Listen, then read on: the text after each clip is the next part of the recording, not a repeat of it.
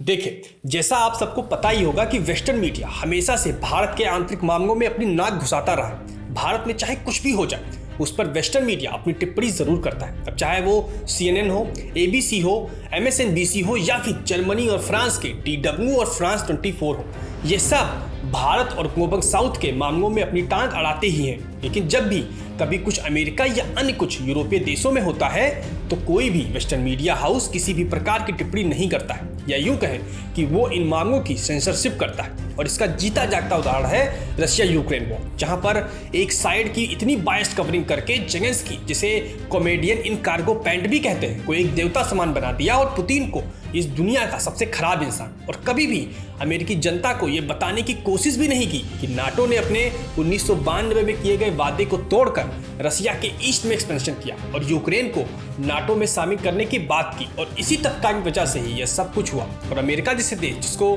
Democracy का जन्म स्थान हम सभी मानते हैं, वहां पर रूलिंग पार्टी के द्वारा जस्टिस सिस्टम को ही हथियार के रूप में अपने पॉलिटिकल अपोनेंट डोनाल्ड ट्रंप के खिलाफ इस्तेमाल किया जा रहा है, जिस पर किसी भी वेस्टर्न मीडिया हाउस के द्वारा कोई टिप्पणी नहीं की जा रही है। तो आज के इस वीडियो में हम इंडिया जैसी वाइब्रेंट डेमोक्रेसी पर टिप्पणी करने वाले देश अमेरिका के खुद की डेमोक्रेसी के बारे में जानेंगे। और ये भी जानेंगे कि कैसे डोनाल्ड ट्रंप को इलेक्शन जीतकर व्हाइट हाउस में आने से रोकने के लिए जो बाइडेन और उनकी डेमोक्रेटिक पार्टी पॉलिटिकल विच हंटिंग कर रही है, और उन सभी प्रोपोगेंडा के बारे में भी डिस्कस करेंगे जो कि ये सब फैलाते हैं। Focus on this administration on the divide between autocracies and democracies, and there have been questions about the health of India's democracy under Narendra Modi. In Washington, a federal grand jury here has indicted former President Donald Trump. Mr. Trump is charged with 3 counts of conspiracy and 1 count of obstruction. His intent was to stay in power at all costs. This election was stolen. I flat out said, I swore an oath. I'm not going to break it. I'm not putting on no stinking circus. They put their faith in Donald Trump, and he deceived them. I don't think by any large stretch can you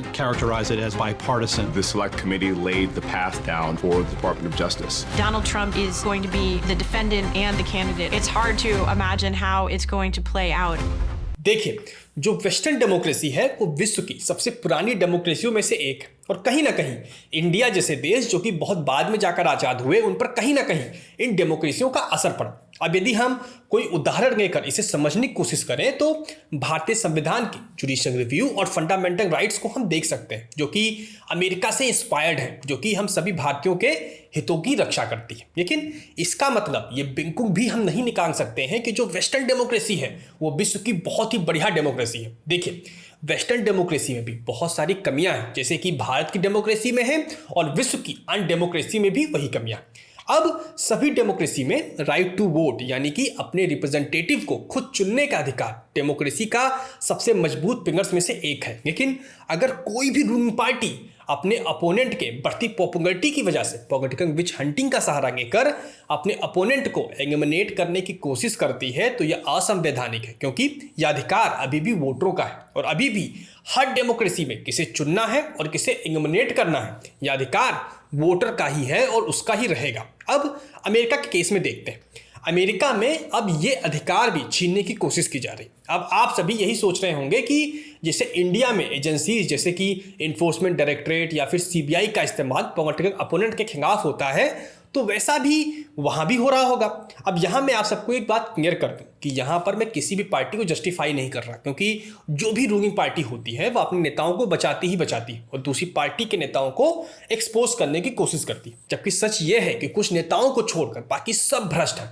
अब वह किस स्तर तक भ्रष्ट हैं, यानी कि सिर्फ डाग या फंग खराब है या पूरी जड़ ही भ्रष्ट होकर खराब हो चुकी है, या पर्सन टू पर्सन डिफर करता है। अब हम वापस अपने मुद्दे पर आते हैं। तो आप सबको लगता होगा कि जैसे भारत में गवर्नमेंट एजेंसीज को इस्तेमाल किया जाता है पॉलिटिकल विच हंटिंग के लिए, वैसे अमेरिका में भी होता होगा। लेकिन ऐसा नहीं है। अमेरिका तो पॉलिटिकल विच हंटिंग में गोल्ड मेडल जीतकर सबसे आगे जा चुका है, जिसमें जस्टिस डिपार्टमेंट को ही वहां पर सरकार पॉलिटिकल अपोनेंट के खिलाफ इस्तेमाल कर अपने अपोनेंट को कंपटीशन से बाहर निकालना चाहती है, जो कि इंडिया में पॉसिबल नहीं है। अब देखिए, भारत में जस्टिस सिस्टम में भाई भतीजावाद हो सकता है, या यूं कहें कि परिवारवाद हो सकता है, लेकिन पॉलिटिकल इन्फ्लुएंस है, करप्शन के चांसेस बहुत ही कम है। और यहाँ पर मैं पूरे दावे के साथ कह सकता हूँ, क्योंकि जज की अपॉइंटमेंट में पॉलिटिकल इंटरफेरेंस लगभग ना के बराबर है। You as Chief Justice feel you are under pressure when you're giving judgments? I must tell you this.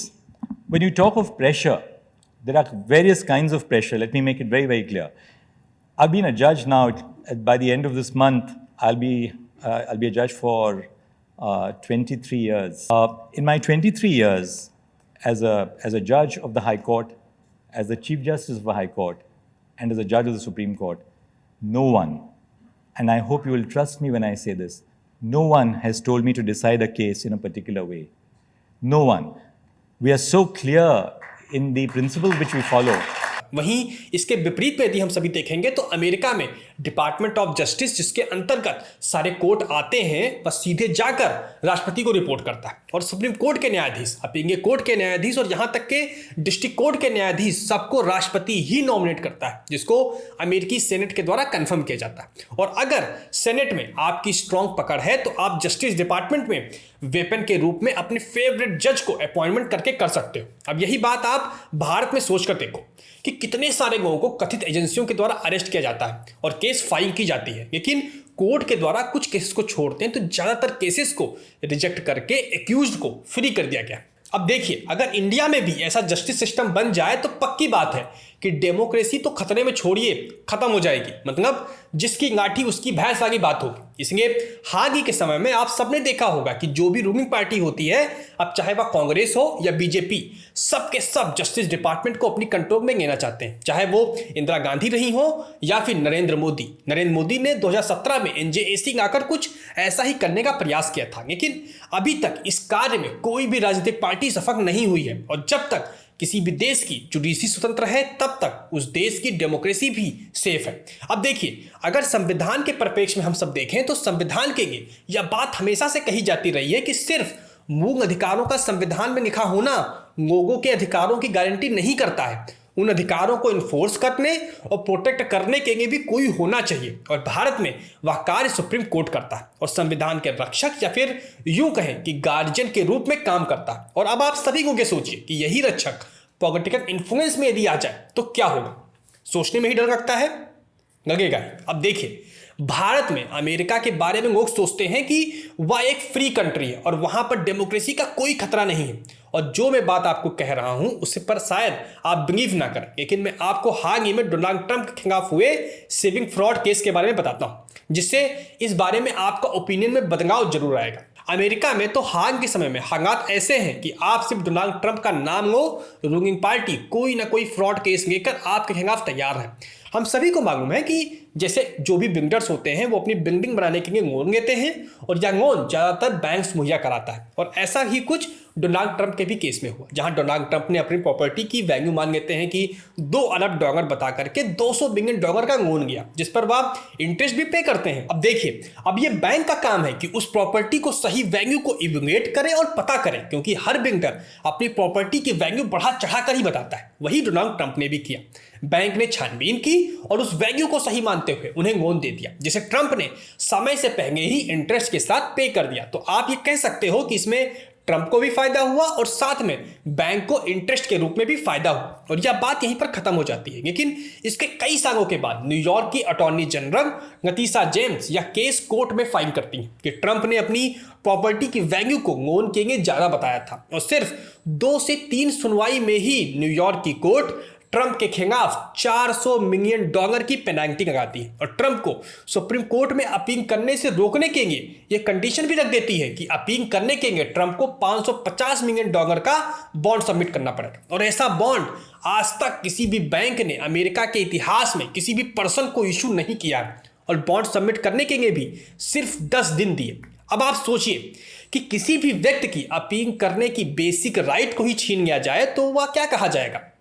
इतना करप्ट अमेरिका का जस्टिस डिपार्टमेंट हाल के दिनों में हो गया, और हद तो तब हो गई जब कोई भी अमेरिकन मीडिया का आर्टिकल आप गूगल में जाओ और सर्च करो, इस मुद्दे से रिलेटेड नहीं पाओगे, जो कि दिखाता है कि ये सभी मीडिया हाउसेस दूसरे कंट्रीज के मैटर को बिना जाने उनके मामलों में हस्तक्षेप करना अपना पैतृक अधिकार समझते हैं। लेकिन जब बात खुद की आती है तो सारा ज्ञान और डेमोक्रेसी का नेचर गायब हो जाता है। हाँ, मैं मानता हूं कि भारत की डेमोक्रेसी परफेक्ट नहीं है, लेकिन इतनी करप्ट और दूषित तो बिल्कुल भी नहीं है। मैं इंडियन डेमोक्रेसी को वर्ल्ड की सबसे वाइब्रेंट डेमोक्रेसी मानता हूं, जहां पर हर वर्ग का बराबर रिप्रेजेंटेशन है। और हाल ही में इलेक्टोरल बॉन्ड के केस में हम देख सकते हैं कि हमारी जुडिशरी कितनी मजबूत है और कितनी स्वतंत्र है, तो हमें वेस्टर्न कंट्रीज की मीडिया हाउसेस से डेमोक्रेसी पर लेक्चर तो बिल्कुल भी नहीं चाहिए। अब आप आए दिन प्रेस फ्रीडम का इंडेक्स देखते होंगे जहां पर अमेरिका को काफी हाई रैंक पर रखा जाता है, लेकिन आज मैं आपको उस इंडेक्स की भी सच्चाई बता देता हूं। भारत की ही तरह अमेरिका में भी मीडिया हाउसेस दो सेगमेंट में बटा हुआ है, जहां पर लेफ्ट विंग की पार्टी डेमोक्रेटिक पार्टी है और जिनके लीडर जो बाइडेन है। उनको अमेरिका के सभी बड़े न्यूज चैनल सपोर्ट करते हैं, फिर चाहे वो NBC, CNN, MSNBC, ABC, news nation या फिर NBC ही क्यों ना हो, या फिर चाहे वो स्ट्रीट जर्नल या फिर न्यूयॉर्क टाइम्स जैसे बड़े मीडिया हाउसेस क्यों ना हो, वह सभी डेमोक्रेटिक पार्टी और लेफ्ट विंग एजेंडा के फेवर में रहते हैं। और अगर आप इन्हें लाइव देखोगे तो ऐसा लगता है कि ये कंप्लीट डिनाइल में ही चले गए हैं। मतलब अगर कोई भी मुद्दा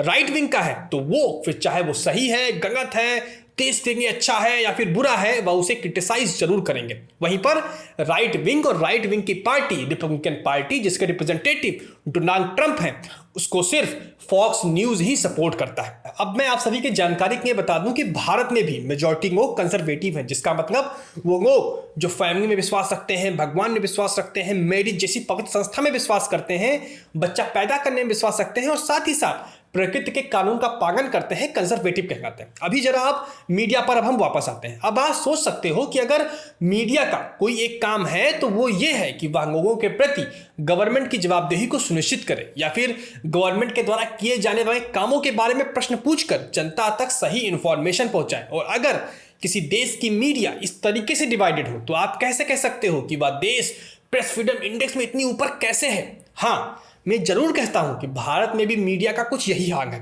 बस यहां पर केस उल्टा है कि राइट विंग को सपोर्ट करने वाले ज्यादा न्यूज चैनल हैं, वहीं लेफ्ट को सपोर्ट करने वाले इक्का दुक्का चैनल है। लेकिन अगर भारत और अमेरिका दोनों देशों में मीडिया का यही हाल है तो भारत प्रेस फ्रीडम इंडेक्स में इतना नीचे कैसे आता है और अमेरिका इतना ऊपर कैसे? तो यह साफ साफ वेस्टर्न कंट्रीज के प्रोपेगेंडा को ही दिखाता है। इसलिए मैं यह बात सबसे कहता हूं कि आपके देश के द्वारा किए गए किसी भी कार्य को इन मीडिया हाउसेस से वैलिडेट करने की जरूरत नहीं है, क्योंकि जो मीडिया हाउस इतना करप्ट हो सकता है वह कभी भी सच्चाई को दिखाने के लिए तैयार नहीं होगा। और अंत में इस मुद्दे को एक बात से खत्म करूंगा जो कि हर एक व्यक्ति को अपनाना चाहिए कि एक विद्वान ने कहा है कि कानों से सुनी बात का बिल्कुल भी भरोसा मत करो। जो भी पढ़ो उस पर आधा भरोसा करो और पूरा भरोसा सिर्फ उसी पर करो जिसको आप विटनेस करने के लिए वहां पर खुद मौजूद हो। मिलते हैं अगले वीडियो में। नमस्कार।